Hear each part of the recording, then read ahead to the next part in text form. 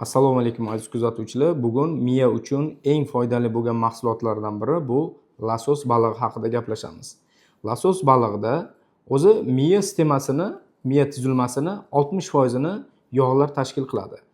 Yog'larni aynan mana shu miya strukturasida ahamiyati juda ham katta. Ya'ni bu kognitiv funksiyalar, xotira funksiyalari va diqqat holatlarini jamlashda mana shu tuzilmalarni umumiy nazorat qilishda ahamiyatga ega tuzilma hisoblanadi. Endi o'zi losos balig'ini tarkibida omega 3 bo'lganligi uchun inson miyasi uchun bir nechta faktorlarga ta'sir qiluvchi moddalarga boy bo'lganligi uchun juda ham katta ahamiyatga ega.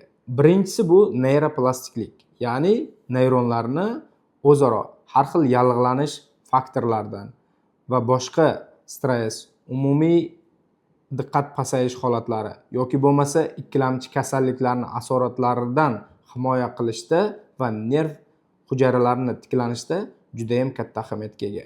Keyingisi esa bu xotira va diqqatni jamlashda, umumiy neyronlar sinapslarni bir-biriga bog'lashda baliq, ya'ni omega 3 juda ham katta ahamiyatga ega hisoblanadi.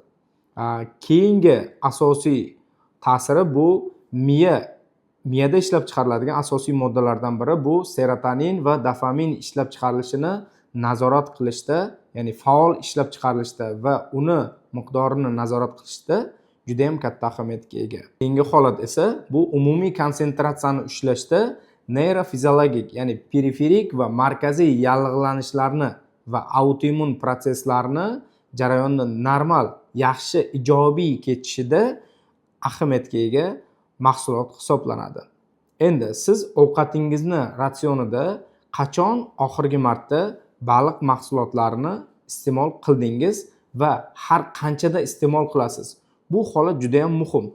Ya'ni sizda kognitiv buzilishlar, xotira bilan bog'liq muammolar, diqqat yetishmaslik holatlari bezovta qilmaslik uchun haftada 1 yoki 2 marta baliq mahsulotlarini ratsioningizga qo'shish juda ham yaxshi samara beradi. Endi losos balig'i yoki bo'lmasa baliq mahsulotlarini to'g'ri qabul qilish ham juda katta ahamiyatga ega.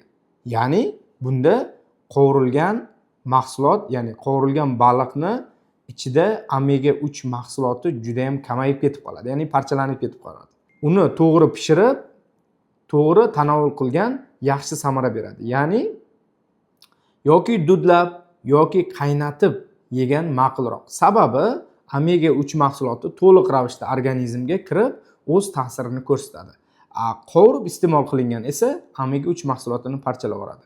Shuning uchun azizlar, xotira, kognitiv funksiyalar va umumiy diqqat yetishmovchilik holatlarida muammo bo'lmasligi uchun albatta ratsioningizga yog'li baliqni qo'shish tavsiya qilinadi. Video foydali bo'lgan bo'lsa, yoshi katta yaqinlaringiz va xotirasi bilan bog'liq muammo bor do'stlaringizga jo'natib qo'ying.